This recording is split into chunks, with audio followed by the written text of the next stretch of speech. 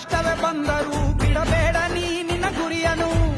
ಮರುಭೂಮಿಯಲ್ಲಿಯೂ ಸಿಹಿ ನೀರಿದೆ ಪದೇ ಪದೇ ನೀ ಬಿದ್ದರೂ ಮರು ಯತ್ನವ ನೀ ಬಿಡದಿರು ಸಾಗರಕ್ಕೂ ಸೇತುವೆ ಕಟ್ಟಾಗಿದೆ ಇತಿಹಾಸವು ಬರೆಯುವ ಕಿಚ್ಚಿರಲಿ ನೋವನ್ನು ತೊಳೆಯುವ ಹುಚ್ಚಿರಲಿ